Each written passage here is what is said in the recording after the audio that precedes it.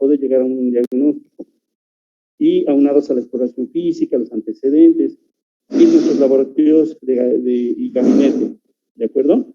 Entonces van a presentar ahorita el tema, nuestros compañeros, vamos a prestar atención y vamos aclarando las dudas sobre la marcha, ¿de acuerdo? Chicos, ¿están listos? Sí, doctor. Vamos pues.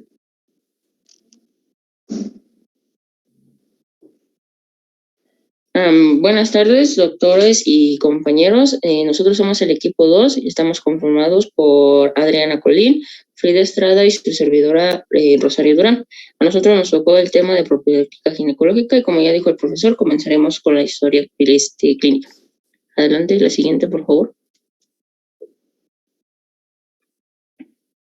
Ok, como ya lo sabemos, la historia clínica tiene dos grandes apartados, el interrogatorio y la exploración física. Dentro del interrogatorio y dentro de la ficha de identificación, un dato importante o un dato que nos puede servir como guía es la edad, ya que hay ciertas patologías o problemas que se pueden dar por grupos etarios. Dentro de la infancia, por ejemplo, podemos encontrar anomalías del desarrollo o malformaciones uterovaginales o del himen. En la etapa de la pubertad nos podemos centrar en la aparición de los caracteres sexuales secundarios y en la edad de aparición de la pubarca, la telarca y la menarca. Y durante la adultez se tiene una predisposición mayor a las infecciones como la vulvovaginitis, la pelviperitonitis o una cistitis. La que sigue, por favor. Dentro de los antecedentes es necesario investigar sobre todo acerca de las patologías que pueden tener cierto componente heredofamiliar. Las patologías pueden ser el cáncer de mama, de ovario, la endometriosis, la falla ovárica precoz, sin olvidarnos de las crónico-degenerativas como la diabetes, la hipertensión arterial, dislipidemias, enfermedades tiroideas u obesidad. Los antecedentes personales nos van a dar información sobre las enfermedades médicas, quirúrgicas y la salud sexual de la paciente que estemos examinando. Dentro de estas, dentro de las enfermedades médicas o quirúrgicas, se tiene que saber el diagnóstico, el tratamiento farmacológico quirúrgico que se le haya dado y los resultados que se obtuvieron. Las preguntas acerca de las intervenciones quirúrgicas ginecológicas anteriores que tuvo la paciente deben incluir el nombre de la intervención, el porqué de esta intervención o la indicación, cuándo, dónde y dónde se practicó y si se puede saber quién la practicó y los resultados que se obtuvieron de esta. También se debe de preguntar, como ya sabemos, las alergias o las ingestas de medicamentos, los hábitos de alcoholismo, tabaquismo o si consume drogas. Y los antecedentes de vacunación se deben de obtener para poder actualizar los esquemas de vacunación en el adulto en caso de que no los tenga completos. Siguiente, por favor. Voy a interrumpir un poquito. También en el interrogatorio podemos pedirle a los pacientes a qué religión pertenecen. ¿Tenemos algún problema con las religiones? Pues, por ejemplo, los testigos de Jehová no permiten hacer una hemotransfusión a nuestros pacientitos. Entonces, imagínense una paciente con un desprendimiento prematuro de placenta no inserta, donde el sangrado es abundante, donde ustedes toman la decisión de quitar el útero, donde el sangrado todavía va a aumentar más, y tenemos que transfundirla. No hay otra forma de sustituir la sangre perdida. Y resulta ser una testigo de Jehová. Vienen ahí las situaciones que debemos de tener en cuenta al interrogatorio, la religión a la cual pertenece. ¿De acuerdo? En lo demás estamos correctos. ¿Tienen alguna duda hasta aquí? No, doctor. No, gracias. Continúen, por favor. Ok, doctor. Dentro de los antecedentes ginecobstétricos se tiene la historia menstrual, en donde vamos a poder recabar la edad de la menarca, la pubarca, la telarca o la menopausia, dependiendo de la edad de la paciente. El ritmo de la menstruación, ya sea la duración del sangrado y los intervalos entre cada menstruación, la cantidad de esta, aunque sea un dato subjetivo, y la presencia de dolor y si hay presencia de dolor durante la menstruación. En pacientes posmenopáusicas se tiene que saber la edad de la última menstruación y si es que ha presentado metrorragia, que en un momento sabrán qué es lo que es. También dentro de los antecedentes ginecobstétricos se dedicaba la historia sexual, que en donde tenemos que saber el inicio de la vida sexual, a qué edad comenzó, la frecuencia de las relaciones, el número de parejas, conforme al líbido y al orgasmo, si hay presencia de dispareunia o de sequedad vaginal o de disminución del líbido. Y el uso de los anticonceptivos. El uso del anticonceptivo actual y de los pasados, información de los anticonceptivos pasados, qué tipo eran, cuánto tiempo se usó y las razones del cambio o descontinuación de los anteriores. Siguiente, por favor. También dentro de los antecedentes ginecobstétricos tiene que preguntar el número total de gestas, la evolución de cada una y la forma de finalización, ya sea aborto, cesárea o parto ectópico, si es que cursaron con alguna complicación o con alguna enfermedad de transmisión sexual. La que sigue, por favor. Pasando por la exploración física, la siguiente. Comenzamos por la inspección. A manera general nos puede dar o podemos detectar anomalías que dejan entrever los antecedentes personales patológicos, quirúrgicos o ginecológicos, además de los problemas que ya se pueden ir sospechando. Durante la inspección general se pueden observar las mamas, el abdomen, el perineo y el ano y la distribución de vello, además de si hay cicatrices o anomalías en la piel. La que sigue. Bueno, entonces, en cuanto a la exploración, el examen de los genitales va a empezar con la inspección y palpación de los genitales externos y vamos a continuar con la inspección mediante el espéculo vaginal del cuello uterino y la vagina para finalizar entonces con la palpación bimanual y esto pues para evaluar las estructuras pélvicas internas. Entonces, para la preparación de los genitales externos, primero debemos explicarle a la paciente el procedimiento que vamos a realizar y le vamos a pedir que evacúe la vejiga antes de hacer pues toda la exploración, ya que durante la exploración bimanual pues va a resultar un poco molesto si es que la vejiga está llena. También debemos asegurarnos de preservar la integridad de la paciente, esto pues manteniendo siempre la puerta cerrada, colocando la mesa de exploración de tal forma que la paciente se sitúe de espaldas a la entrada y sea hombre o mujer quien vaya a realizar esta exploración, siempre debe de haber una mujer acompañante.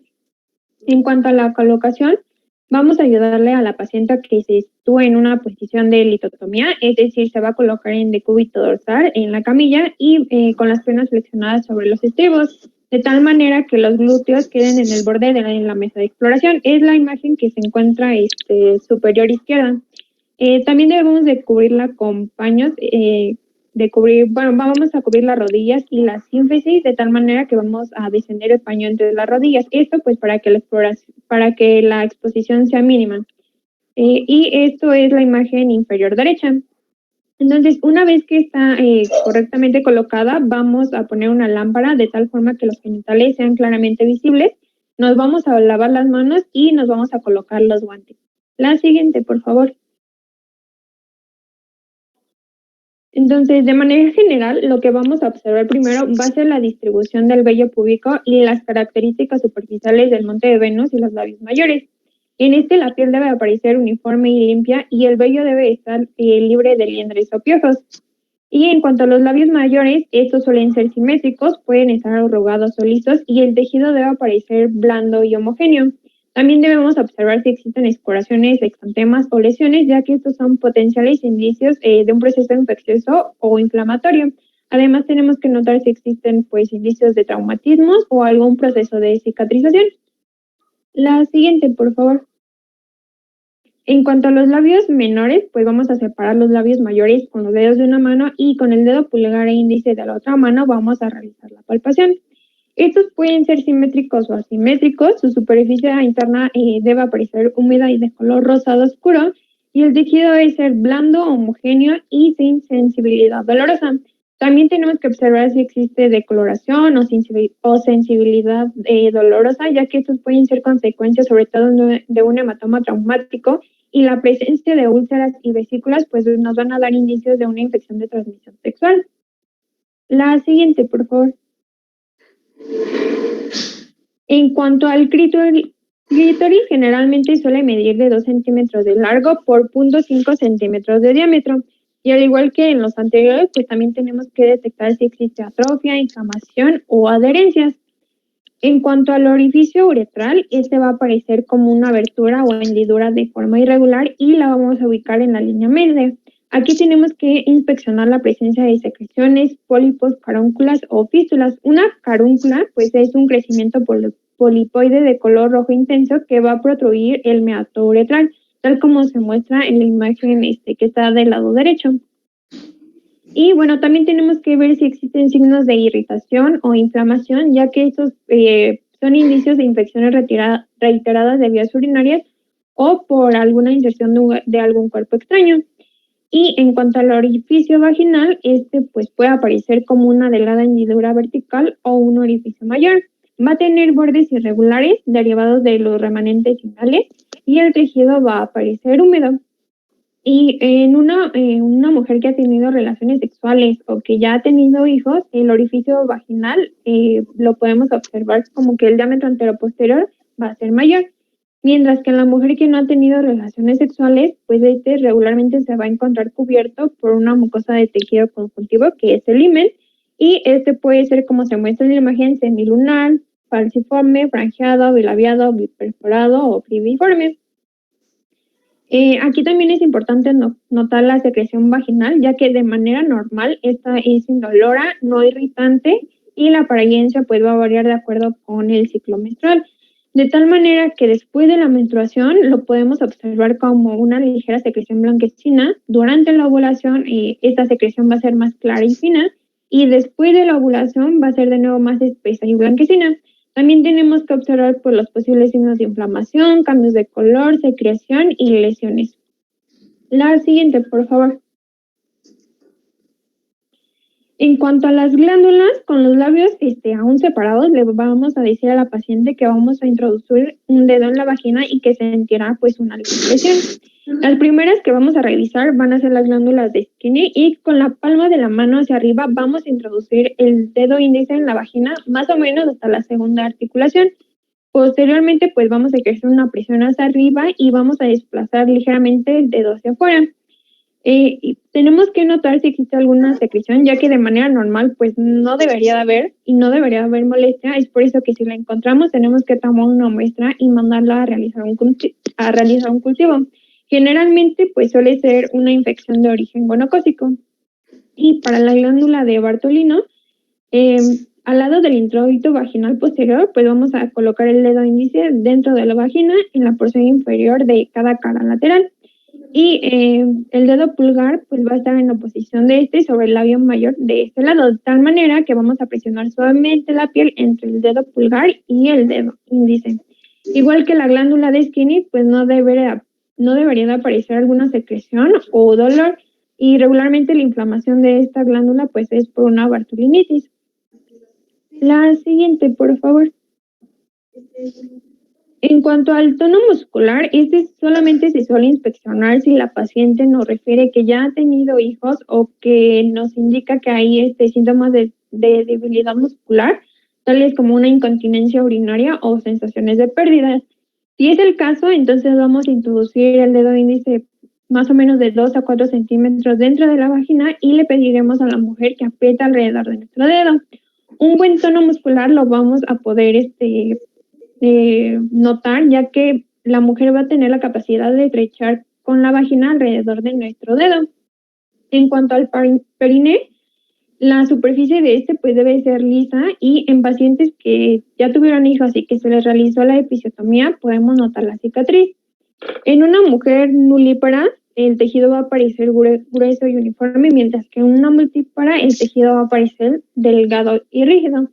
Y por último, lo que vamos a mencionar en los genitales externos pues va a ser el ano, y la superficie pues va a presentar una pigmentación más oscura que la piel circundante y puede ser más gruesa y áspera. En este sentido también tenemos que descartar si existen cicatrices, lesiones, inflamaciones, fisuras o escoriaciones. Entonces no sé si tengan una duda hasta aquí, sino para seguir con los genitales internos. Muy bien, todo bien hasta ahorita. Ok, es importante notar la anatomía normal, normal de las pacientes para poder conocer la anatomía patológica. Es decir, por ejemplo, en las glándulas de Bartolini puede haber una tumoración y pertenecería a un quiste de glándula de Bartolini. Es un ejemplo, la cual es quirúrgico el tratamiento, o bien se puede solucionar con antibióticos y aspiración. Si nosotros hacemos un tacto y encontramos un tabique vaginal, en nuestra exploración podemos deducir que hay una alteración en cuanto a la formación. Hay una mala formación, se llaman malformaciones mullerianas. Al encontrar un tabique vaginal, debes de pensar inmediatamente que puede tener más malformaciones. Recuerden que mirológicamente van de la mano el sistema genitourinario. Entonces, si hay una alteración, puede haber alteraciones a nivel renal, puede haber alteraciones a nivel uterino.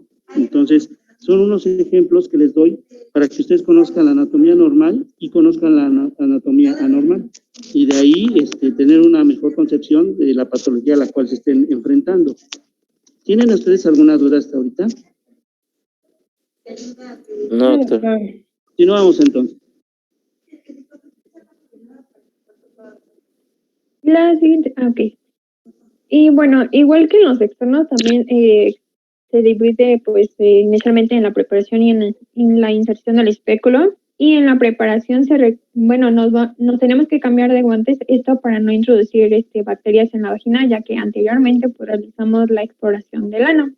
También debemos lubricar el espéculo y los guantes, ya sea con agua o con un lubricante hidrosoluble. Y para sujetar el espéculo lo haremos de tal manera que el dedo índice esté sobre el extremo proximal de la valva anterior, y con los otros dedos vamos a rodear el mango, y el dedo pulgar pues va a quedar en la palanca. Esto lo podemos observar en las primeras dos imágenes, que son la A y la B. Y bueno, ya para la inserción del espéculo, de igual manera le vamos a decir a la paciente que notará de nuevo un contacto, y vamos a introducir un dedo pues de la mano libre en la entrada del orificio vaginal, esto aplicando una presión hacia abajo, y le pediremos a la paciente que intente relajar los músculos de esta zona. Una vez que nosotros notemos que ha relajado pues, los músculos, utilizaremos los dedos de la misma mano para separar los labios menores, de manera que la abertura vaginal pues quede claramente expuesta. Entonces, este será el momento en que nosotros vamos a insertar el espéculo siguiendo pues, la trayectoria de menor resistencia, que frecuentemente pues suele ser en dirección ligeramente descendente. Y una vez que el espéculo esté dentro del canal vaginal, manteniendo una presión leve, lo abriremos, y esto pues presionando la palanca con el pulgar, de tal manera que entonces ya podamos visualizar el cuello uterino. La siguiente, por favor. Esperen, es bueno esta situación de conocer la exploración de los genitales internos, porque es una bondad que tenemos. Podemos ver el interior de los genitales internos femeninos. Esa es una gran ventaja, es una ventaja enorme. Aquí podemos tomar papanicolaos, podemos hacer colposcopías. Si usted ve en la imagen, podemos hasta accesar al abdomen de la paciente. De ahí vienen técnicas para quitar el útero por vía vaginal. Vean ustedes la gran ventaja que tenemos al hacer una especuloscopía y tener la ventaja de ver los órganos internos. Podemos ver una versión glandular, un pólipo endocervical, etcétera, etcétera, etcétera. Situaciones que son muy favorables para que lleguemos a un buen diagnóstico. Muy bien, perdón, adelante. Sí, no se preocupe, doctor. Sí. Y bueno, entonces, una vez que nosotros ya localizamos el cuello uterino, lo que vamos a estudiar o observar va a ser su color, tamaño, características superficiales, si hay secreciones, y también el tamaño y la forma. En cuanto al color, pues debe de aparecer rosado y con una coloración uniforme. Y bueno, si encontramos una coloración pues azulada, esto nos va a indicar un aumento en la vascularización, lo que pues suele ser un signo de embarazo. En cuanto a la posición, si se encuentra proyectado en sentido anterior, esto va a ser indicativo de un útero en retroverso. Estas imágenes de útero en retroverso y anteverso las vamos a ver pues más adelante en la exploración bimanual, pero pues se los doy rápido para que lo tengamos presente. Si está proyectado hacia atrás, pues va a corresponder a un útero en anteversión, y si el cuello está en horizontal, el útero va a estar colocado en una posición media. En cuanto a sus características superficiales, la superficie pues debe ser lisa, normalmente la zona de transformación, es decir, donde está la unión de los epitelios escamoso y columnar, es apenas visible dentro del orificio interno, pero puede apreciarse como un círculo enrojecido simétrico alrededor de la abertura. También debemos localizar posibles tejidos friables, áreas parchadas rojizas, zonas glandulares y parches blancos, ya que estos pues suelen ser indicativos de alguna cervicitis, infección o un carcinoma. En cuanto a la secreción, pues ya lo habíamos mencionado un poco anteriormente, esta debe ser indolora, puede ser pastosa, transparente, densa, clara o grasa, y esto pues va a depender del ciclo, va a depender del ciclo menstrual. Y aquí es importante mencionar que si se debe a una infección, pues esta puede presentar olor y el color puede variar del blanco al amarillo, verdoso o gris. En cuanto al tamaño y forma, en una mujer nulípara es pequeño y redondeado u oval, y en una mujer multípara este suele aparecer como una hendidura horizontal o con forma irregular o estrellada. Entonces, en la imagen A podemos ver el cuello uterino de una mujer nulípara. En la imagen B, el cuello uterino de una mujer que ya ha tenido hijos. En la imagen C, el cuello uterino de una mujer multípara, el cual pues está lacerado. En la imagen D, un cuello uterino invertido. Y en la imagen E, un cuello uterino erosionado. Para retirar el espéculo, pues lo vamos a desbloquear y lo vamos a retirar de forma lenta y cuidadosamente, de tal forma que nosotros al irlo pues retirando podamos observar las paredes vaginales. Y el color pues debe ser del mismo tono rosado que el cuello o algo más claro. En cuanto a su superficie, pues esta debe ser húmeda y homogénea. Y en las paredes, en las mujeres premenopáusicas regularmente son rugosas, mientras que en las posmenopáusicas estas paredes pues son lisas. Y en cuanto a las secreciones, pues estas debemos observarlas si son fluidas, transparentes o turbias e indoloras. La siguiente, por favor. ¿Tienen una duda hasta aquí? Si no, ya para pasar a la exploración bimanual. No, todo bien. No. Ok, No. muy bien.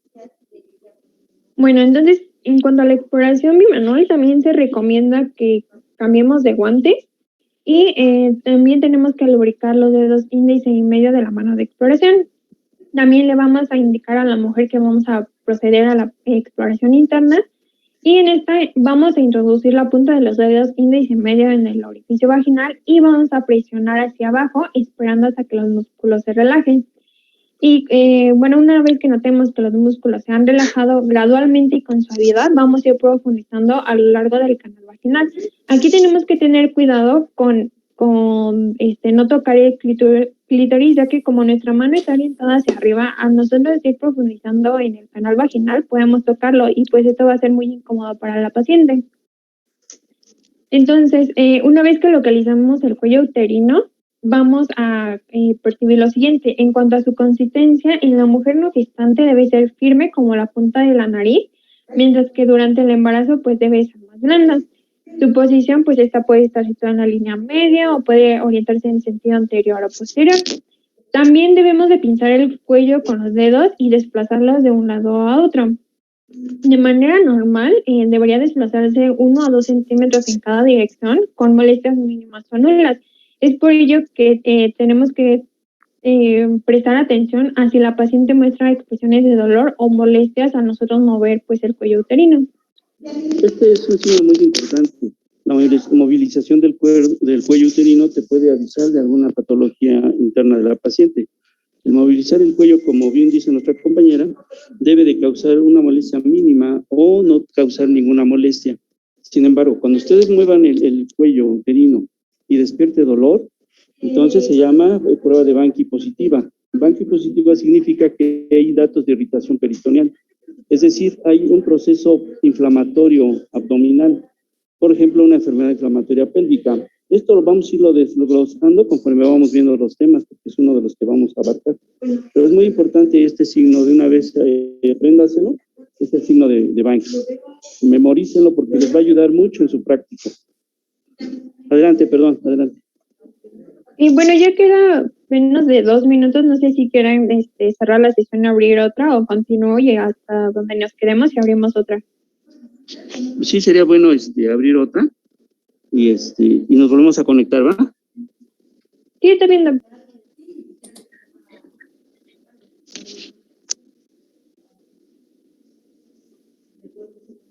Ok, entonces, pues una vez que ya exploramos el cuello uterino, lo siguiente será hacer la exploración del útero. Y para esto vamos a colocar la superficie palmar de la mano sobre la línea media del abdomen, en el punto medio entre el ombligo y la sínfisis del pubis.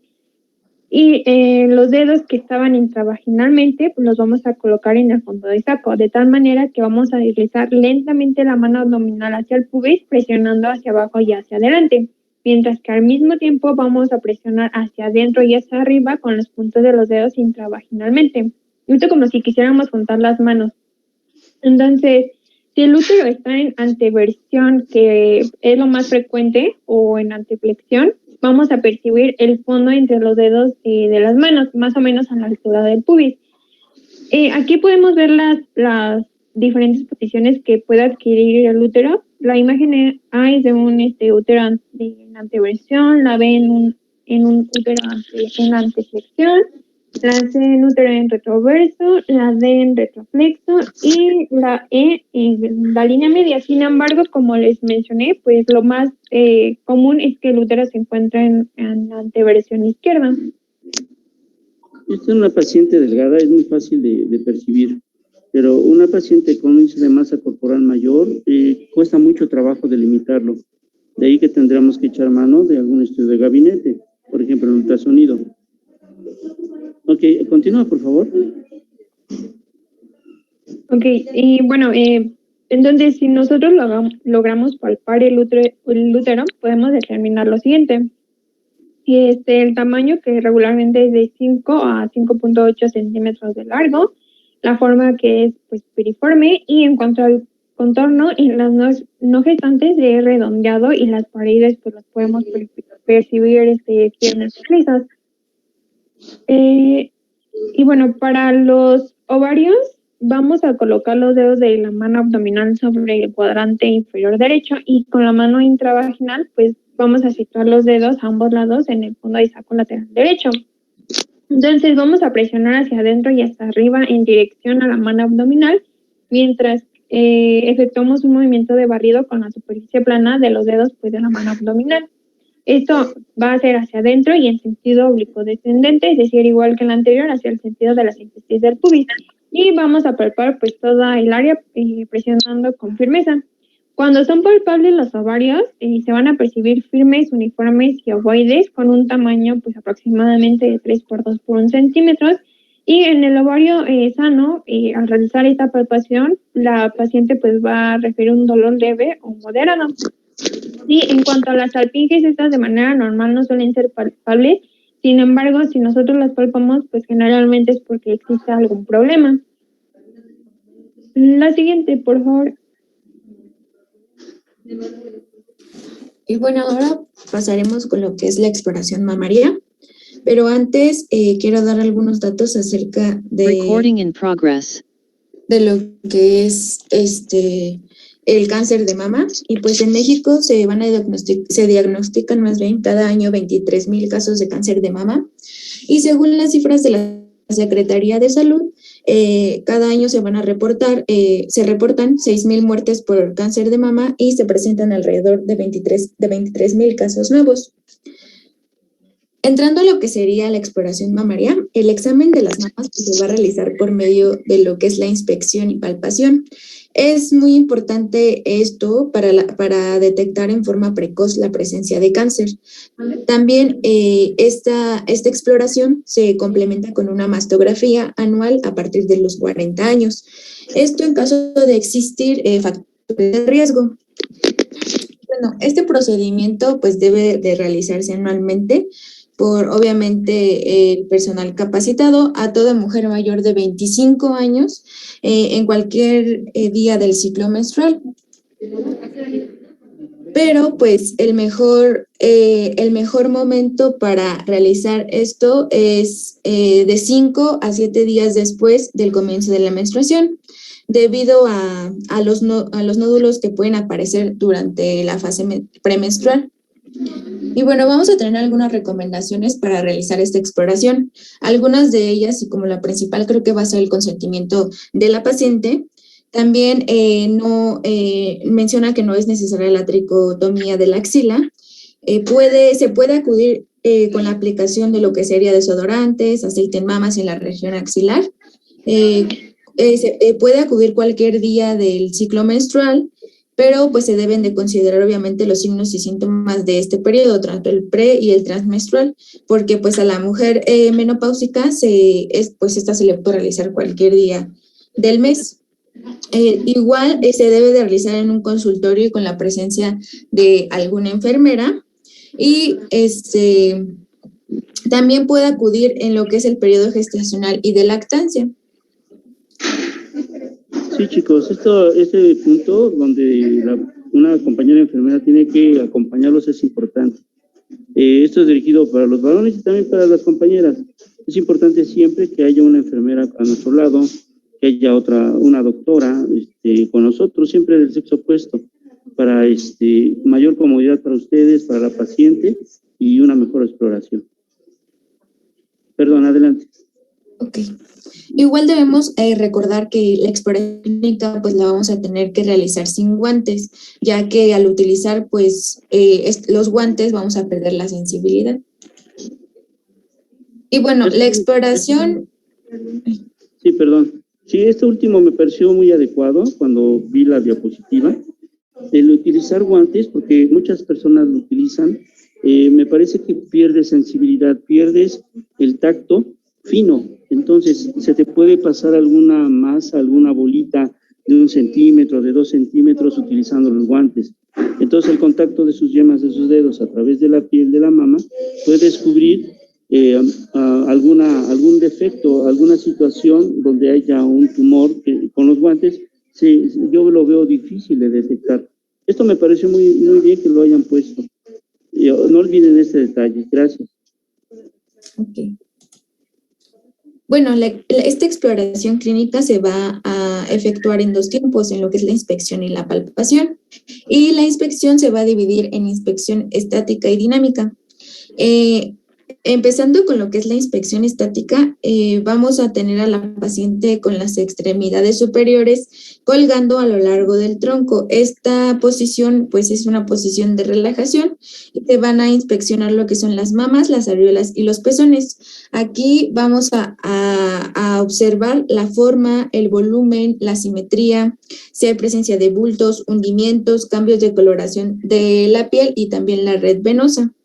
Los pezones se deben de observar, más bien deben de ser de un color homogéneo, similar al de las areolas, y la superficie puede ser lisa o rugosa, pero igual aquí tenemos que tener en cuenta algunos signos clínicos que se pueden encontrar durante la inspección, como sería si observamos que algún pezón está invertido. Tenemos que observar la dirección hacia la que apuntan, si hay exantema, ulceración o cualquier otra secreción que pues nos pueda orientar a lo que es la sospecha de una lesión mamaria. Igual aquí, los tubérculos de Montgomery van a ser dispersos, no son sensibles, no van a ser supurantes y también son muy importantes porque constituyen un hallazgo habitual. Y bueno, aquí les presento algunos signos clínicos que podemos encontrar durante lo que es la inspección y como ya lo mencioné, el primero va a ser lo que es el pezón invertido o cambio pues de dirección de este. Este puede darse principalmente por lo que son los padecimientos inflamatorios infecciosos del pezón como lo sería la galactoforitis. Y pues en algunas ocasiones esta orientación pues va a existir desde el inicio del desarrollo de lo que es la glándula mamaria, pero pues si este no es el caso, se debe de sospechar inmediatamente de una patología maligna.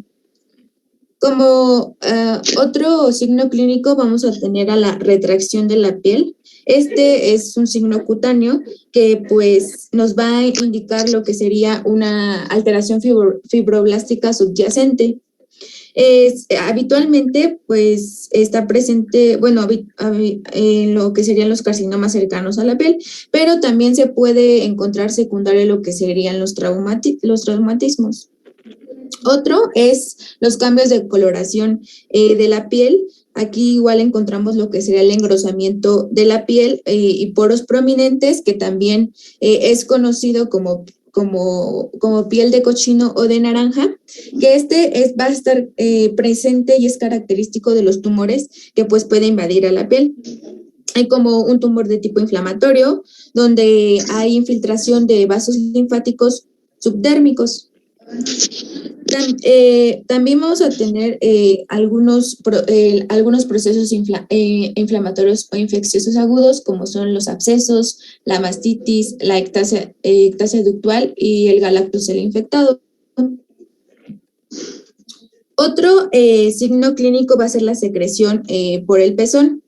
Puede haber secreción en forma espontánea y se considera normal cuando pues es calostro leche, y anormal pues cuando ya es de aspecto seroso, serodérmico o hemorrágico. Podemos observar lo que sería el exantema o ulceración, que esto pues principalmente lo vamos a ver en la enfermedad de Paget de la mama. La red venosa, que esta puede ser visible en mujeres obesas o gestantes. Los patrones venosos suelen ser similares en ambas mamas, pero en ocasiones los unilaterales se van a deber a dilataciones de las venas superficiales como consecuencia del flujo sanguíneo que pues puede irrigar a lo que sería una neoplasia maligna. Pasando a la inspección dinámica, que esta se va a realizar en 3 pasos, y primero vamos a tener a la paciente sentada. Se le tiene que indicar a la paciente que levante los brazos por encima de la cabeza, porque esta postura va a aumentar lo que es la tensión del ligamento suspensorio. Durante pues este proceso se van a manifestar algunos signos cutáneos retráctiles que pueden pasar pues inadvertidos durante esta inspección estática.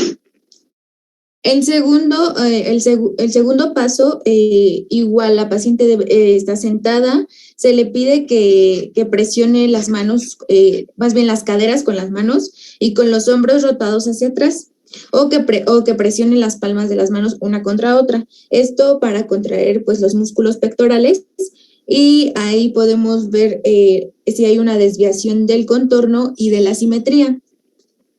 El paso número 3 va a estar igual sentada, pero va a estar inclinada un poco hacia adelante, y esta postura nos induce a lo que sería la tensión de los ligamentos suspensorios.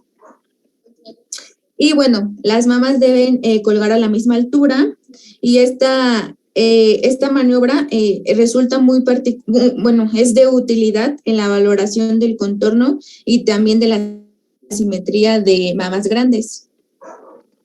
Y bueno, en todas las posiciones las mamas deben ostentar simetría bilateral, un contorno uniforme, y no se deben observar depresiones ni retracción o desviación.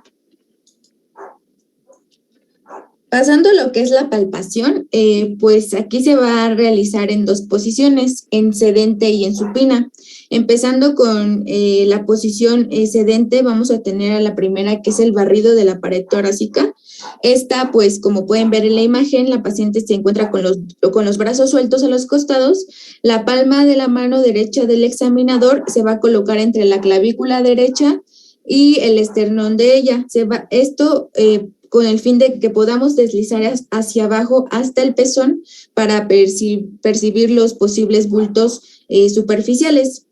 Este movimiento se va a repetir hasta cubrir toda la pared torácica, y también lo tenemos que hacer con la mano izquierda y obviamente del lado izquierdo.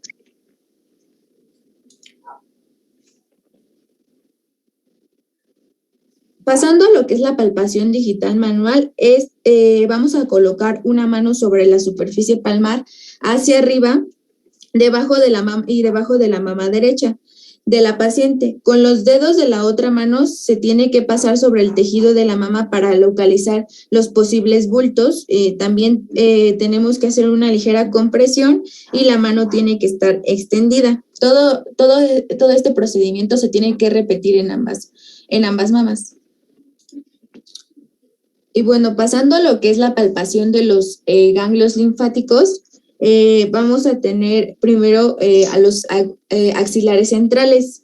Aquí tenemos que sujetar la parte inferior del brazo izquierdo, como pueden ver en la imagen, de la paciente con la mano izquierda, mientras se tiene que explorar la axila del mismo lado con la mano derecha.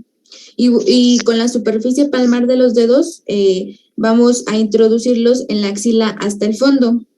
Los dedos deben estar colocados justo atrás detrás de los músculos pectorales, apuntando hacia la parte central de la clavícula. Vamos a presionar con firmeza, de modo que la palpación pueda rotar con suavidad y el tejido blando contra la pared torácica. Y bajar los dedos tratando de igual palpar los nódulos centrales contra la pared torácica. Si los nudos centrales se palpan y son grandes, duros o dolorosos, entonces se palpan los demás grupos de nódulos linfáticos o axilares. Vamos a pasar a lo que serían los mamarios externos, que vamos a sujetar el pliegue axilar anterior entre el pulgar y los demás dedos y palpar lo que es el músculo pectoral por dentro. En cuanto a los braquiales, nada más vamos a palpar la cara interna del brazo desde la parte superior hasta el codo. En los subescapulares nos vamos a tener que colocar detrás de la paciente y palpar el interior del músculo situado en el pliegue axilar posterior. En cuanto a los supraclaviculares, aquí pues se va a introducir los dedos en forma de gancho sobre la clavícula, como lo pueden ver en la imagen. Y los vamos a rotar sobre la fosa subclavicular en su totalidad. Aquí podemos pedirle a la paciente que gire la cabeza hacia el lado siendo palpado y también que eleve el hombro hacia el mismo lado. Pasando a lo que es la posición supina. En la posición supina, pues vamos a indicar a la paciente que levante un brazo y lo coloque detrás de la cabeza. Podemos aquí colocar una almohada o una toalla doblada bajo el hombro. Esto para que se logre una extensión del tejido mamario con más uniformidad sobre la pared del tórax. Para hacer esta palpación, nos mencionan que se tiene que hacer con las yemas de los dedos del segundo, el tercer y cuarto ligeramente flexionados. Y bueno, aquí en esta imagen, pues tenemos que hacer una expresión suave del pezón, que al final de la exploración, esto es al final ya de la exploración, se tiene que exprimir sobre la mama hacia el pezón. Y en esta otra, aquí tenemos que hacer delimitación de las tumoraciones. Esto nos ayuda para delimitar lo que es el tamaño, la forma, la consistencia y la movilidad, los bordes, si hay dolor y si hay, hay vitralidad y también la posición y la superficie. Y bueno, por último, igual vamos a tener que hacer una presión suave y firme sobre la pared torácica. Vamos a presionar hacia adentro y se utilizan 3 niveles de profundidad, lo que es leve, medio y profundo. También tenemos que hacer una división mental de la mama en cuadrantes, trazando pues 2 líneas, una longitudinal y otra transversal, que obviamente las 2 pasen por el pezón. Bueno, vamos a tener que, va a haber un método en el que, un método de líneas paralelas.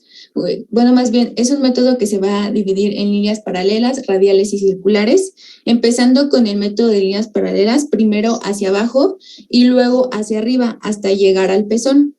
Tenemos que comenzar por la parte superior de la mama y palpar pues todo lo que es su extensión vertical. En cuanto al método de líneas radiales, este es del borde del hemisferio mamario hasta el pezón. Así como están las flechitas, se tiene que palpar. En cuanto al método de líneas circulares, este se va a comenzar con el borde exterior del tejido mamario y este con movimiento solamente en espiral y todo tiene que llegar hasta el pezón. Y bueno, en la exploración del pezón, pues esta se tiene que realizar cuidadosamente para poder diferenciar lo que es el tejido normal con induraciones como los papilomas intraductuales.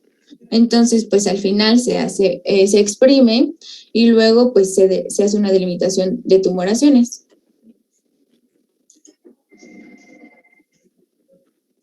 Antes de que pasemos a la obstétrica, les recomiendo que repasen esta exploración mamaria porque es básica. Desafortunadamente no están aquí con nosotros porque aquí hacemos varias exploraciones y estamos constantemente realizándolas. Para ustedes, pues bueno, ahorita con la dificultad que tenemos no lo hacen. Entonces tienen que memorizarla para que cuando les toque ya estar en los ciclos, ya aquí hospitalarios, tengan presente este tipo de exploración, que es muy común en ginecología. Gracias. ¿Continúas, por favor?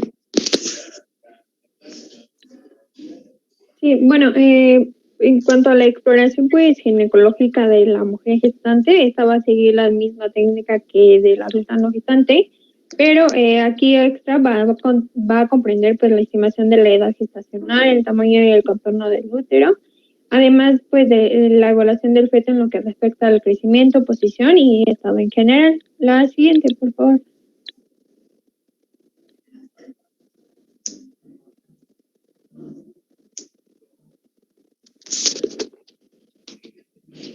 Entonces, para el cálculo de la fecha estimada de parto, regularmente se hace mediante la regla de Nagel, donde se le van a sumar 7 días al primer día de la última fecha de menstruación, se le van a restar 3 meses y se le va a añadir un año.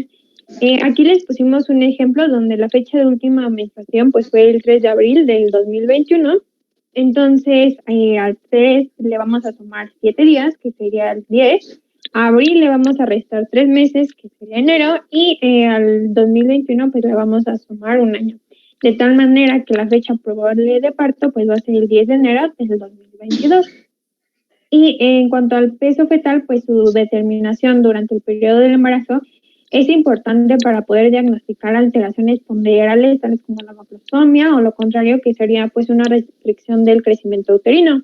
La restricción del crecimiento uterino pues se va a definir como el peso fetal que se encuentra por debajo del percentil 10 para la edad gestacional, mientras que la macrosomia fetal se va a definir como el peso mayor a 4.000 gramos al momento de nacer. Y pues estas dos alteraciones se van a vincular con un mayor riesgo de morbilidad materna y neonatal, y específicamente pues en el caso de la macrosomia a un mayor riesgo de trauma obstétrico y complicaciones posparto.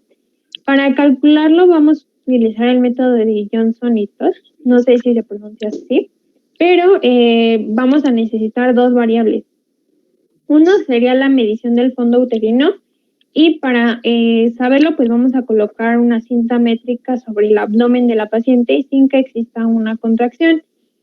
Y pues esto lo vamos a sostener en el extremo inferior sobre el borde del pubis con la mano derecha, mientras que con la mano izquierda pues vamos a seguir la curvatura del abdomen hasta el fondo uterino. Allí se me pasó a ponerles la imagen, pero igual al rato se las agrego. Y para la medición de la altura de la presentación lo vamos a realizar mediante el tacto vaginal y esto en relación con el diámetro biparietal del producto.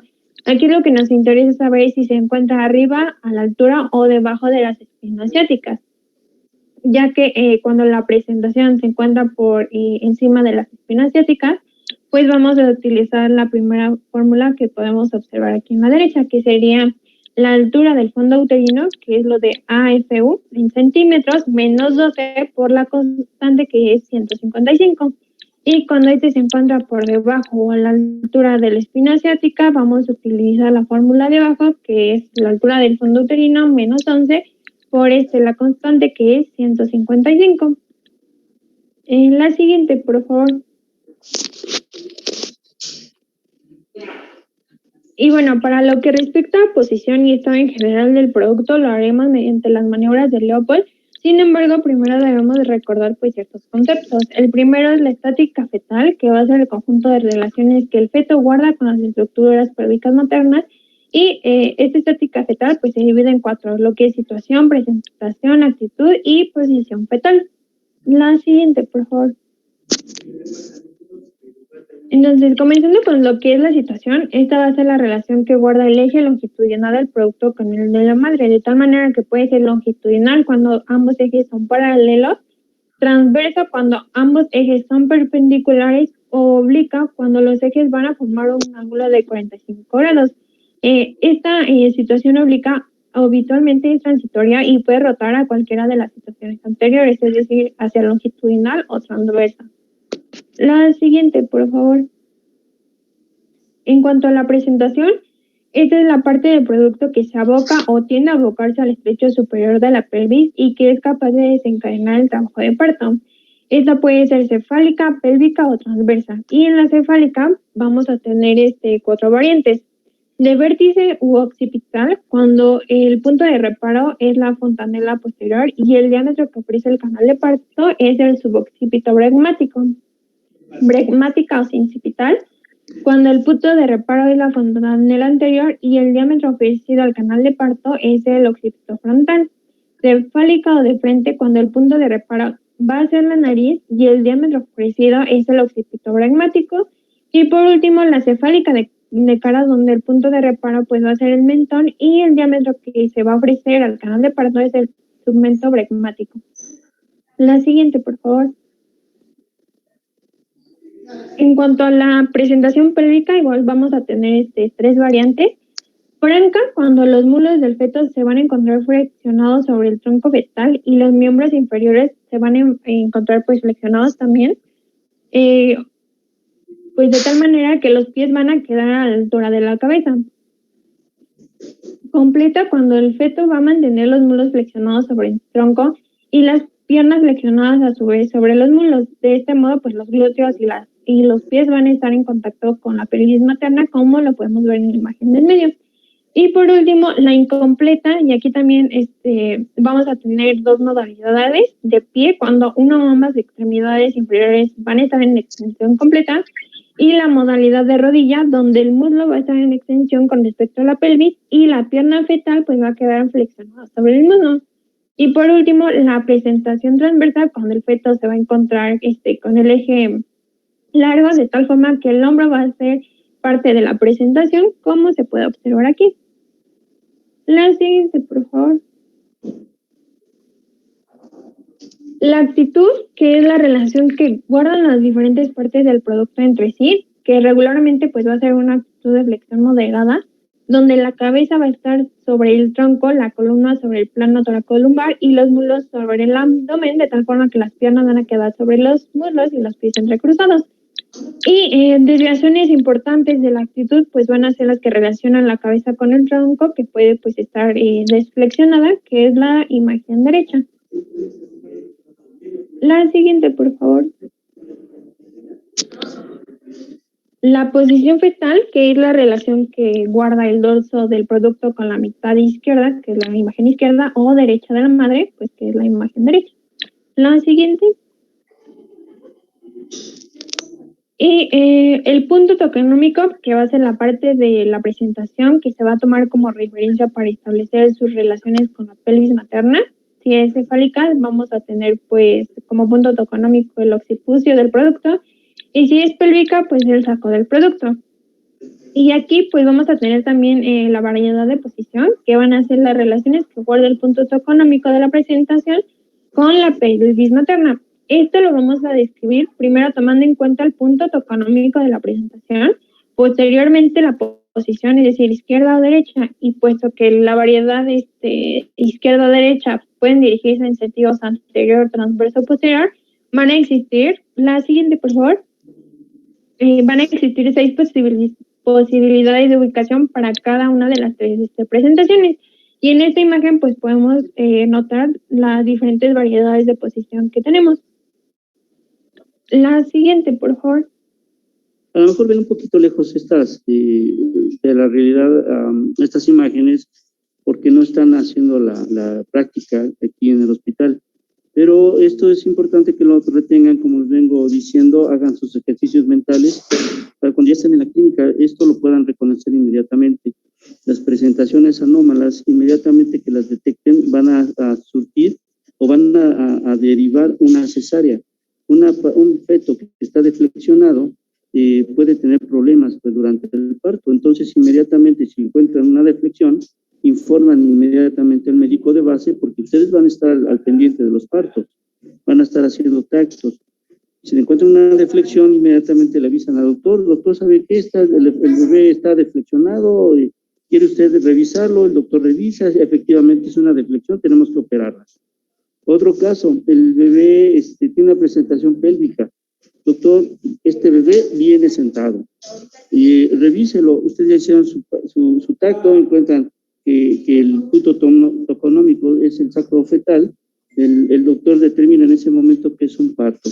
Se puede tener un parto pélvico siempre y cuando llegue en expulsivo, así está en la norma oficial mexicana. Si ustedes encuentran un pélvico en expulsivo, lo tienen que atender en expulsivo, es la única forma de atenderlos.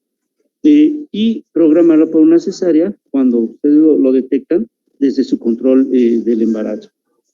No sé si tienen alguna duda, alguna pregunta hasta este momento. ¿Vamos bien? Sí. Sí, doctor. Muy bien, adelante. Bueno, y entonces ahora sí, pues vamos a revisar lo que son las maniobras de Leopold, pero primero pues tenemos que colocar a la paciente en decúbito supino, con la cabeza pues ligeramente elevada y las rodillas levemente flexionadas. Nosotros nos vamos a colocar siempre a la derecha de la paciente, frente a ella, y esto pues para realizar las primeras 3 maniobras. La primera maniobra va a evaluar el fondo uterino y también nos va a permitir identificar la situación y la determinación del polo fetal, ya sea pues cefálico o pelviano, ¿no? Entonces, con el borde cubital de las manos vamos a deprimir el abdomen hasta delimitar el fondo uterino, tal como se muestra en la primera imagen de las 4 que aquí puse juntas. Y recordando que los cambios de la altura fúndica pues se van a relacionar con las semanas de gestación. Entonces, a la semana 12, nosotros podemos palpar el fondo uterino por encima de la sínfisis del pubis. A la semana 16, en el punto medio entre la sínfisis y el ombligo, a la 20 en el borde inferior del ombligo. Y le puedes dar a la siguiente, por favor. Y bueno, así sucesivamente en cada semana de gestación, y aquí les puse las referencias anatómicas de acuerdo pues a las semanas. Dale una atrás, por favor. Entonces, una vez que nosotros identificamos el fondo uterino, también debemos de palpar el fondo fetal. Si es cefálico, nosotros lo podemos percibir de forma redondeada, firme y con un movimiento libre, lo cual pues vamos a detectar por el peloteo. El peloteo es esta posibilidad que nosotros tenemos de mover la cabeza fetal en el interior del útero. Si es pélvico, lo vamos a percibir blando, menos móvil y pues de forma regular. Y en el caso de que no notemos ninguna de las características que les acabo de mencionar, entonces podemos concluir que el feto se va a encontrar en una situación transversa. En cuanto a la segunda maniobra, esta va a evaluar la posición fetal y para ello vamos a descender con las palmas de las manos a ambos lados del útero para pues precisar el dorso del feto aplicando una presión suave, tal como se muestra en la imagen B. Entonces, si nosotros estamos precisando el dorso del producto, deberíamos palparlo como una superficie firme, continua, sin porciones pequeñas, mientras que el lado contrario, pues vamos a sentir numerosas partes móviles, pequeñas e irregulares. Esto pues serían las extremidades fetales. Regularmente de este lado es donde la paciente nos va a referir que siente con más intensidad los movimientos después del feto. Para la tercera maniobra, esta va a evaluar la presentación fetal y nos va a ayudar a la confirmación de la presentación. Entonces, con la mano derecha y utilizando el dedo pulgar y el dedo anular, vamos a tratar de sujetar suavemente la parte fetal que se presenta. Esto pues justamente por encima de la sínfisis del pubis, como se puede observar en la imagen C. Entonces, la cabeza la podemos percibir firme y si no está encajada, pues se va a desplazar fácilmente de un lado a otro y hacia arriba. Y en la presentación pélvica, pues estas se van a percibir más blandas. Y la última maniobra, pues va a evaluar el grado de encajamiento y va a ser la única maniobra donde le vamos a dar la espalda a la paciente. Y bueno, para esto vamos a extender las manos y vamos a profundizar hacia la pelvis por encima del pubis. Estoy intentando apreciar pues con la punta de los dedos si se trata de la cabeza o glúteos del bebé y si la presentación se encuentra fija o móvil, de tal manera que podemos pues determinar 3 niveles. Flotante, cuando el polo fetal se va a mover libremente, y si es cefálica pues se puede apreciar el peloteo de la cabeza fetal. Fijo, si el polo fetal está insinuado en la pelvis y pues es posible palparlo. Si está cefálica pues ya no es posible verificar el peloteo de la cabeza fetal. Y por último, encajada, cuando el polo fetal está completamente metido en la pelvis, logrando palparlo, pero con mucha dificultad, como se observa en la imagen D. Y no sé si tengan alguna duda hasta aquí. Bien, No, yo compañera. voy a agregar algo más. Chicos, siempre, como les acaba de decir la compañera, tienen ustedes que estar al lado del derecho de la paciente. Siempre, siempre, siempre. No hay alguna razón por la cual ustedes estén explorando del lado izquierdo. Esto se los dejo a razón de que en el examen profesional, ustedes los van a calificar desde el momento en que ustedes adoptan el lado derecho de la paciente. Si por alguna razón ustedes optan por irse del lado izquierdo de la paciente, en ese momento detienen el examen profesional. Entonces, por favor, no lo olviden, no olviden ese detalle. Siempre del lado derecho, ¿de acuerdo? Bueno, podemos continuar. Sí, la siguiente, por favor.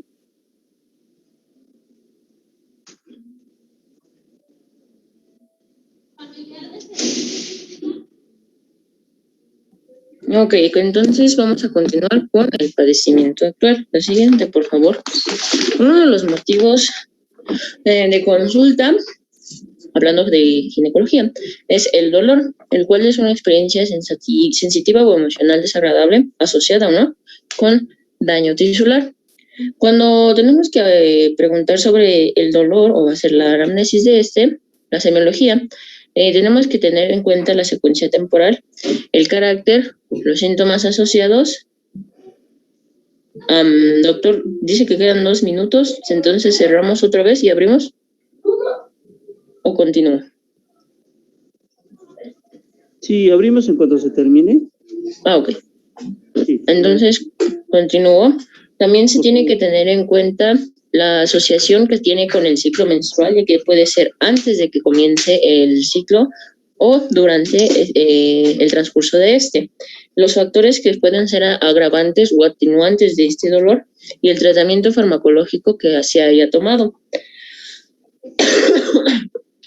Como pueden ver aquí, tenemos el síndrome premenstrual, la dismenorrea primaria y la dismenorrea secundaria, con las características de cada uno del dolor que se presente, del dolor que se presenta en cada uno de estos.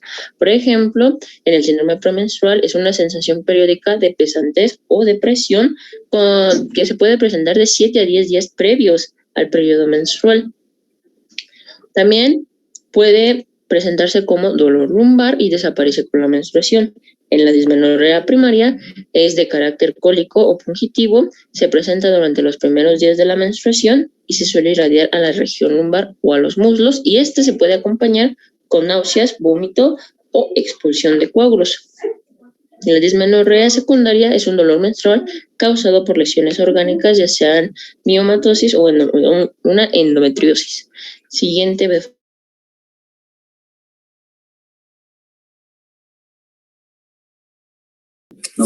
Chicos, ya estamos de regreso. Les comentaba, hay una característica importante de la menstruación, chicos, y es un dato clínico que deben estar al pendiente de él. La menstruación tiene una característica importante. La menstruación no coagula. No coagula. Vamos a ver el por qué cuando veamos hemorragias anormales, sangrado uterino disfuncional, sangrado uterino anormal. Hay una característica importante, la menstruación no coagula. Si ustedes encuentran coágulos durante la revisión de la paciente, Eso es indicativo de que algo está pasando con ese útero. ¿Hay alguna patología de fondo que está haciendo que se presenten coágulos en la menstruación? Eso lo dejo así como un paréntesis para cuando revisemos el tema donde nos corresponda revisarlo. Muy bien, ¿hasta aquí vamos bien? ¿Alguna duda, alguna pregunta?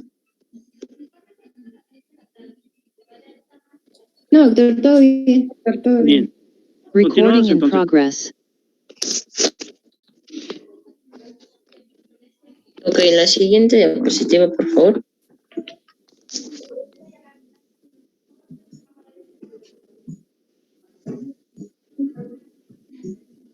Ok, otro motivo de consulta son los trastornos menstruales, pero primero tenemos que dejar en claro cómo sería el ciclo menstrual de una mujer eumenorreica, ¿ok? Entonces los ciclos serían regulares con una menstruación cada 28 días, con una duración de 3 a 4 días de la hemorragia y la cantidad del sangrado sería un poco difícil de medir, pero es alrededor de 80 mililitros.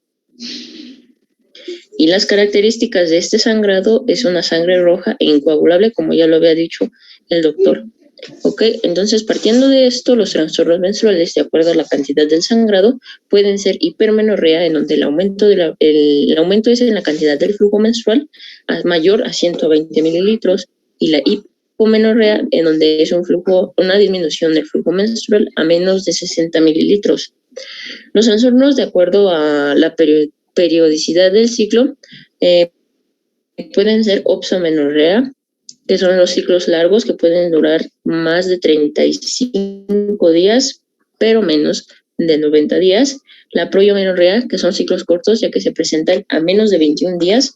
Y la menorrea, que es la ausencia de la menstruación por más de 3 ciclos o 3 meses aproximadamente. De acuerdo a la duración del sangrado, puede ser polimenorrea, que es la duración del sangrado por más de 7 días, o la oligomenorrea, que es cuando la duración del sangrado es menor a 3 días.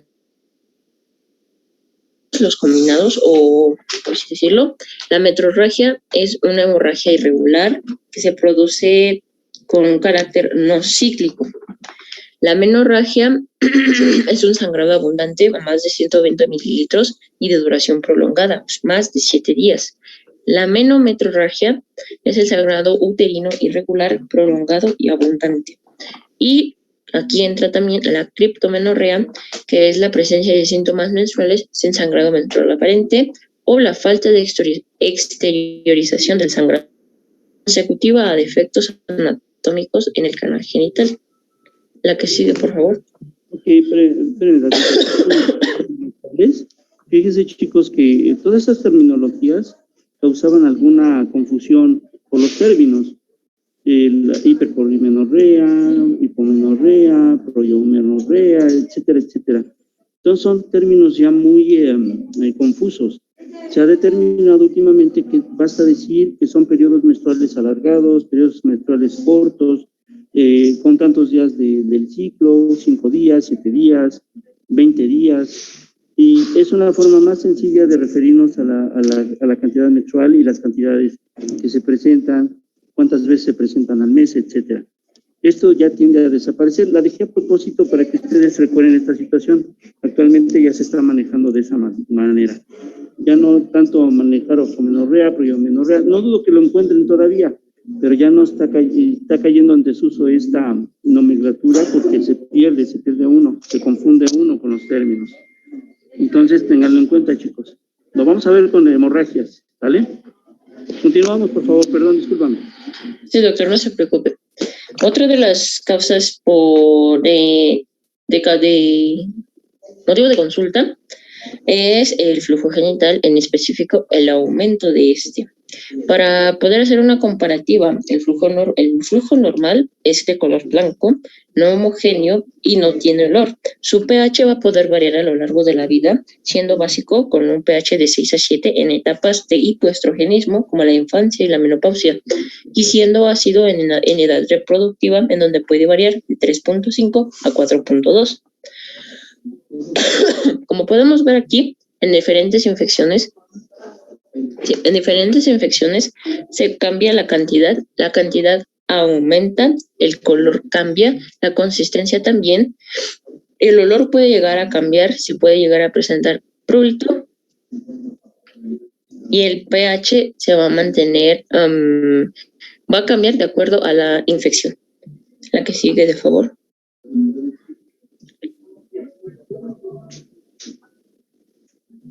Esta diapositiva la puse para remarcar la importancia de la semiología en cada uno de estos síntomas, ya que como las características son diferentes. La siguiente, de favor. Continuamos con los estudios de laboratorio y gabinete, la que sigue. El primero es el Papanicolau o citología vaginal. Esta nos ayuda para poder detectar cambios prematuros en las células que pueden derivar en cáncer de cuello uterino. Se puede realizar al mismo tiempo que se realiza un examen pélvico, aprovechando que la paciente ya está en la posición.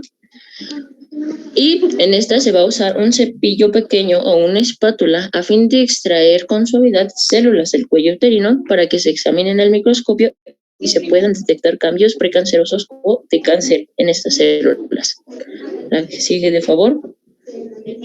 El que sigue es la colposcopía, que es un procedimiento para examinar el cuello uterino, la vagina y la vulva en busca de signos de enfermedades.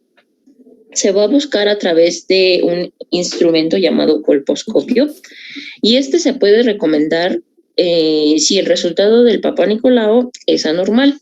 En este se puede diagnosticar, este estudio nos puede ayudar a diagnosticar verrugas genitales, cervicitis, cambios precancerosos en el tejido del cuello del útero o en el tejido de la vagina o incluso cambios precancerosos en la vulva. La que sigue, de favor.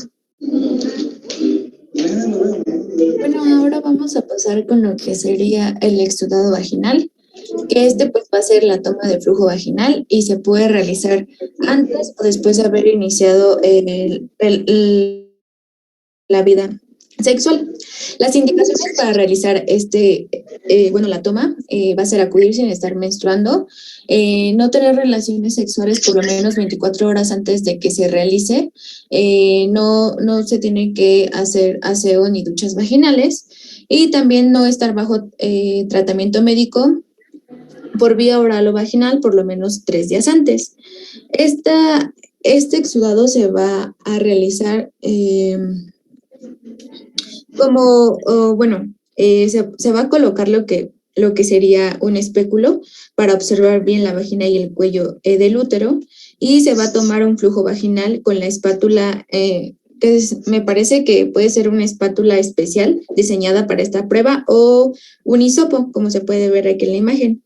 Y bueno, este exudado, esta toma de flujo la vamos a colocar en lo que es un portaobjetos de cristal y se le va a añadir una gota de suero fisiológico para diluir la muestra y pues observar la mejora a lo que es el microscopio óptico. Ahora vamos a ver lo que es el urocultivo, que pues este estudio nos va a ayudar a diagnosticar infección sintomática del tracto urinario o infección asintomática en pacientes pues con riesgo de una infección en el tracto urinario. Lo vamos a considerar positivo si es mayor a 100,000 unidades formadoras de colonia por cada mililitro. Este se va a solicitar en los casos donde haya una infección en el tracto urinario muy recurrente, falla en el tratamiento, una infección urinaria complicada, en la pielonefritis y en la bacteriuria asintomática en embarazadas. Y bueno, pasando a lo que serían los auxiliares de diagnóstico de gabinete, pues vamos a tener que la radiología pues va a tener ciertos objetivos que van a ser la detección, la estadificación, la evaluación preoperatoria y el control post-tratamiento. Esto principalmente se va a lograr con lo que es el ultrasonido y la tomografía computarizada y también la resonancia magnética. Aquí es muy importante que el ginecólogo considere pues 4 puntos para la decisión. 1, pues la certeza diagnóstica. 2, la disponibilidad del método. Y 3, el costo y el resultado. En cuanto al ATAC, esta principalmente nos va a ayudar a lo que es la estadificación de la enfermedad. Va a tener un valor preoperatorio con exactitud del 70 al 90% y nos va a ayudar en lo que sería la neoplasia de endometrio, cervix, vagina y vulva, principalmente por la afección adenopática. Y bueno, este estudio tiene una sensibilidad del 92 y una especificidad del 82% en lo que sería la detección, no sé por qué no salió completo, pero aquí es la detección de metástasis peritoneales, porque, bueno, en lo que es la neoplasia de ovario, la diseminación peritoneal pues va a ser la principal ruta de extensión del carcinoma de ovario. Entonces, este estudio pues nos va a ayudar mucho a la detección de las metástasis peritoneales. Así es, cuando detectamos algún tumor ovárico, siempre debemos tener en mente que ese tumor puede ser bueno o puede ser malo. De tal manera que echamos mano de marcadores tumorales, de ultrasonido e inclusive la tomografía, para tener un mejor diagnóstico, porque de ahí puede depender quién la va a operar, el ginecólogo o bien el médico oncólogo, ya que las rutinas quirúrgicas son distintas tanto para uno como para otro. Entonces, estas son herramientas muy importantes que debemos emplear y deben de conocer. Adelante. Pasando a lo que es la resonancia magnética, esta prueba nos va a ayudar principalmente en ginecología para la diferenciación de las patologías ginecológicas congénitas, inflamatorias, tumorales y también para la estadificación del carcinoma de endometrio y cervix. Igual nos va a apoyar en lo que sería el diagnóstico diferencial de la patología ovárica. Los usos recomendados para el uso de la resonancia magnética van a ser los siguientes: la valoración de anomalías congénitas, caracterización de masas anexiales, el diagnóstico de patología benigna uterina, la detección, estadificación y seguimiento de procesos pélvicos malignos, la valoración del suelo pélvico, la evaluación de malformaciones fetales, lesión en pacientes embarazadas y el estudio de mamas densas y también estudio de la hipófisis para descartar los prolactinomas. Pasando a lo que es la mamografía, pues este es el método diagnóstico más importante en el tamizaje para la detección temprana de lo que es el cáncer de mama. Se debe de realizar, como les dije anteriormente, en la exploración mamaria a partir de los 40 años, una vez al año. Recordemos que a menor edad hay un factor que pues juega contra nuestro método diagnóstico, que pues es la densidad mamaria. A menor edad el tejido fibroglandular pues tiene mayor densidad, por lo cual puede disminuir esta sensibilidad de este estudio para la detección de las lesiones. Y bueno, detecta este estudio lesiones subclínicas en mujeres asintomáticas. Va a visualizar lesiones no palpables menores a 0.5 milímetros, también calcificaciones y asimetrías en la densidad mamaria y también en la distorsión de la arquitectura de la glándula. Y bueno, ¿cómo se hace pues este estudio? El mamógrafo pues va a contar con 2 placas transparentes donde pues vamos a colocar la mama y se va a hacer una presión. Eso hace que el tejido fibroglandular se pueda desplazar y haya menor cantidad de tejido por atravesar, para que pueda atravesar el rayo. Aquí se van a obtener imágenes de mayor calidad y se realizan las adquisiciones de la mama en 2 ángulos diferentes y se obtienen dos proyecciones, que serían estas: la proyección cráneo-caudal y la proyección medio-lateral oblicua. Y bueno, igual hay que tener en cuenta los BIRADS, que son publicados por el Colegio Americano de Radiología. Y bueno, se han publicado 5 ediciones. La primera fue en 1992, luego en el 96, en el 98, en el 2003 y pues la última fue en el 2013. Las 3 primeras ediciones incluyen únicamente lo que es la mamografía y en las últimas dos ediciones ya incluyen lo que es el ultrasonido y la resonancia magnética. Se han modificado pues los términos, todo con el fin de que tengamos pues algo más entendible y que sea pues más comprensible para la clínica. Y bueno, dentro de sus 4 objetivos de lo que es el BIRAD, está el esfuerzo por estandarizar los informes de la mamografía, la categorización de lo que serían las lesiones, también establecer pues el grado de sospecha y asignar una recomendación, que esto también pues nos sirve mucho para lo que sería el control de la calidad y el control de resultados. Y bueno, aquí hay un ejemplo de la mamografía, que estas pues es una mamografía normal, las mamas son simétricas, no hay nódulos, no hay distorsiones ni calcificaciones sospechosas.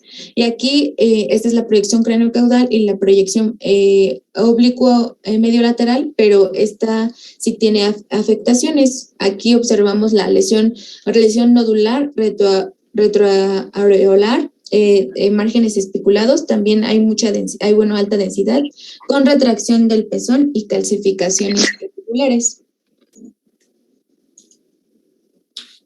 Pasando a lo que es la ecografía transvaginal, pues aquí esta nos va a permitir observar los hallazgos anormales pues en el examen físico. También aquí podemos identificar lo que sería un sangrado uterino normal y los problemas menstruales.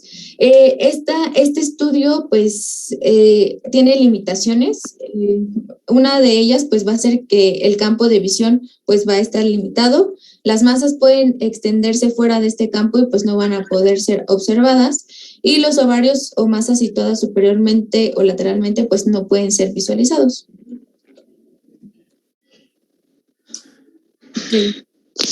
Y bueno, por último vamos a tener los marcadores tumorales, que estos pues son sustancias que son producidas cuya producción está inducida por lo que es la célula tumoral. Esto quiere decir que el valor que podemos medir en sangre de estos marcadores va a aumentar. Si el tumor aumenta, va a aumentar el marcador, y si el tumor disminuye, también va a disminuir lo que es el marcador. Entonces, pues, esto nos va a ayudar para hacer un control indirecto de la actividad de un determinado cáncer. Hice estas gráficas para poder explicar un poco mejor cómo funcionan estos marcadores tumorales. Y bueno, hay dos ejemplos. Vamos a imaginar que tenemos un marcador tumoral que el valor normal es hasta 15. Entonces, la población que no tenga ese cáncer rondará entre el 0 y el 15. Pero si diagnosticamos un paciente con un determinado cáncer y medimos el marcador y nos da 30, se tendrá que aplicar pues una determinada terapia. Por ejemplo, una cirugía, extirpamos el tumor y pues tiene que disminuir a los valores normales. O puede disminuir a los valores normales o hasta abajo de 15. Y si eso pasa y se mantiene normal, podemos decir que ya no hay presencia pues del cáncer y que el marcador tumoral pues es el que nos está dando esa función. Sin embargo, pues podemos tener otra circunstancia, donde también nos ayuda pues la gráfica que está aquí, que si hacemos tenemos a un paciente que está en 30, pero se hace una cirugía igual, baja a menor de 15, pero se vuelve a hacer una consulta posteriormente para darle seguimiento, y vemos que sube otra vez el marcador tumoral. Entonces, aquí podríamos explicarnos que en la cirugía tal vez se quedaron partículas de ese cáncer y hay una recidiva. Tenemos que volver aquí a instaurar otro tratamiento, ya podríamos instaurar lo que sería una radioterapia o quimioterapia, para hacer que pues el valor del marcador tumoral pues vaya descendiendo. Bueno, los marcadores en sí pues nos van a ayudar a hacer lo que es el screening o cribado, que es la detección precoz. Vamos a tener, nos va a ayudar a una monitorización del tratamiento, si vemos que el tratamiento sí está funcionando o si vemos que el tratamiento no está funcionando. También nos permite una detección del cáncer residual y una detección precoz de recidiva.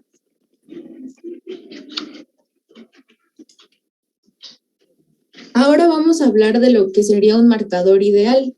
Estos marcadores ideales tienen que cumplir estas 6 características. Primero, que sea específico. Esto quiere decir que no se presenten elevaciones en otros tipos de cánceres, o por lo menos que esta elevación sea muy reducida. Igual, que no sea detectable en personas sanas, que tenga un valor de corte con el que podemos definir cuando el paciente sea muy probable de que tenga el tumor o de que no lo tenga. Esto es difícil porque se presentan muchos falsos positivos en donde un paciente puede ser sano y se presenta un marcador elevado. Igual que sea proporcional al tamaño, que tenga una vida media corta, que esto nos da a entender que su duración en el plasma sea menor, sea disminuido, porque pues nos puede dar una interpretación mucho más accesible. No, el ejemplo que les puse de la cirugía, no importa que extirpemos el tumor, si esta sustancia permanece en la sangre, pues no podemos medir si realmente hay o no hay una recidiva de las células. Entonces, pues sí tiene que ser una sustancia que se elimine rápido para que pues sea más fidedigna. Y bueno, finalmente que sea accesible y medible, que la sustancia no sea muy difícil de medir ni tampoco sea muy costosa, y con esto pues que sea más accesible para la población en la práctica. Y bueno, vamos a ver aquí de este lado marcadores más usados y se van a poder dividir en 5 grupos. Primero tenemos a las proteínas oncofetales, que aquí tenemos a la alfa-fetoproteína y al antígeno carcinoembrionario. A los antígenos tumorales que empiezan con CA, tenemos el CA 125, al 19.9 y al 15.3. Igual vamos a tener algunas enzimas como es la PCA, la LDH y la enlatonasa neuronal. También va a haber algunas hormonas y pues esta clasificación están otros que no se utilizan, que son muy raros, pero de todos modos pues hay que tenerlos en cuenta y hay que tenerlos a la mano. Y bueno, aquí les traigo un ejemplo que es el CA125, que este es un marcador tumoral principal para lo que es el cáncer de ovario no mucinoso, pero también lo podemos encontrar elevado en lo que sería en el cáncer de endometrio, páncreas, pulmón, mama y colon. Los falsos positivos que nos puede dar este marcador tumoral va a ser si hay embarazo o endometriosis. En cuanto a los valores, tenemos este valor que es el valor normal de la población, que es menor a 35, y también este otro valor, que es muy importante conocer este segundo valor porque es conocido como el valor de umbral de máxima probabilidad, que significa que este valor tiene el 95% de probabilidad de desarrollar el cáncer que estamos buscando. Entonces, digamos, si tenemos una elevación del 35%, pero que esto nos pone, por ejemplo, 250. Podemos pensar que pues es una endometriosis o un embarazo quizá, pero si este valor, o bueno, más bien, pero si el valor es más de 500, pues lo más probable es de que sí sea cáncer. ¿Tienen alguna duda con lo de los marcadores tumorales? Yo me parece que lo estás explicando muy bien. Me parece perfecto. No sé si tengan dudas, compañeros. No, doctor. Muy bien. Doctor. Y pues eso sería todo. Bueno, es una presentación larga. Recording stopped. Es una presentación larga. Y espero que se haya tomado la mayor parte de la propedéutica, porque la propedéutica implica muchas cosas más. Como les digo a las chicas que están rotando conmigo en este momento, no hay como que estén aquí en el hospital, no hay como que estén valorando esto día con día. Así pues lo vemos, lo memorizamos, pasan 2 o 3 días y lo olvidan. En cambio, cuando están aquí, se va a olvidar, pero vas a volver a retomar. Y entonces, entre más lo practiquen, menos lo van a olvidar. Pero bueno, estamos ante una pandemia y ahí, pues, ¿qué podemos hacer? Tenemos que continuar con este tipo de aprendizaje. Bueno, espero que les haya servido, espero que les haya gustado. A mí me pareció una exposición completa.